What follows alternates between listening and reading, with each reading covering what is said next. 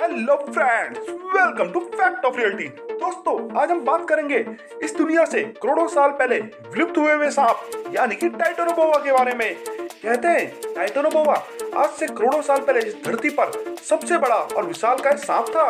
लेकिन क्या ये टाइटोनोबोआ आज के सबसे बड़े सांप यानी कि इस धरती के इस समय के सबसे बड़े सांप पाइथन से ज्यादा शक्तिशाली था या कमजोर था? इसके बारे में आज पूर्ण रूप से चर्चा करेंगे।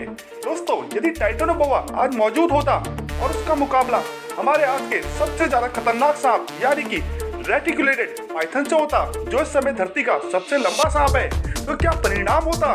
कौन होता विजेता? तो चलिए दोस्तों, बिना समय बर्बाद करे जानते हैं इनके बारे में कुछ रोचक जानकारी। लेकिन उससे पहले यदि आपने हमारा चैनल अभी तक सब्सक्राइब नहीं किया तो सब्सक्राइब भी कर लीजिएगा, साथ ही नोटिफिकेशन बेल आइकन को जरूर प्रेस कर लीजिएगा ताकि इस तरह की रोमांचक वीडियो की नोटिफिकेशन सबसे पहले आप तक पहुंचे।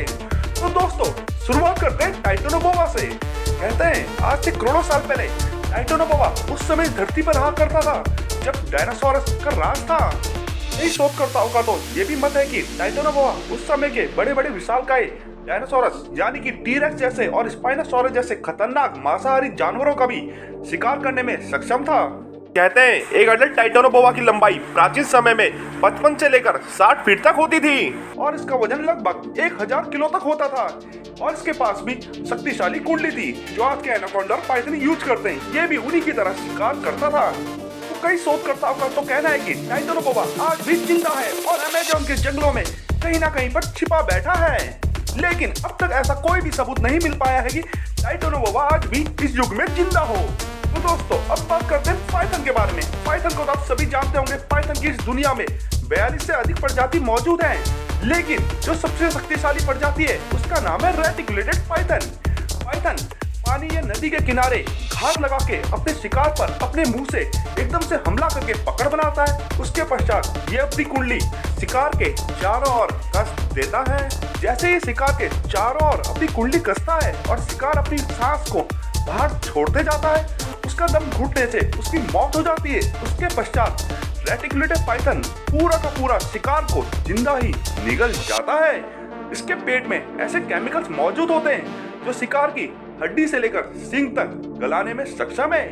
एक अडल्ट रेटिकुलेटेड पाइथन की लंबाई लगभग 27 फीट तक होती है। साथ ही बात करें यदि इसके वजन के बारे में तो इसका वजन लगभग 150 किलो या उससे थोड़ा बहुत अधिक हो सकता है। इसकी कुंडली काफी ज्यादा शक्तिशाली होती है। यदि इसकी कुंडली में कोई एक बार फंस जाए तो उसका निकलना बहुत ही ज्यादा मुश्किल है। तो दोस्तों, ये थी रेटिकुलेटेड पाइथन और टाइटोनोबोआ के बारे में महत्वपूर्ण जानकारी। इसी के आधार पर आपको पता लग चुका होगा कि कौन सा सांप है ज्यादा शक्तिशाली। तो दोस्तों, आपको बता दें यदि टाइटोनोबोआ और रेटिकुलेटेड पाइथन का आमना सामना होता है तो इस कंडीशन में साफ साफ देखा जा सकता है कि टाइटोनोबोआ रेटिकुलेटेड पाइथन के कंपेयर बहुत ही ज्यादा शक्तिशाली है। यदि ये दोनों सांप एक दूसरे के ऊपर कुंडली मारते हैं तो जीतेगा वही जिसकी कुंडली में ज्यादा शक्ति होगी।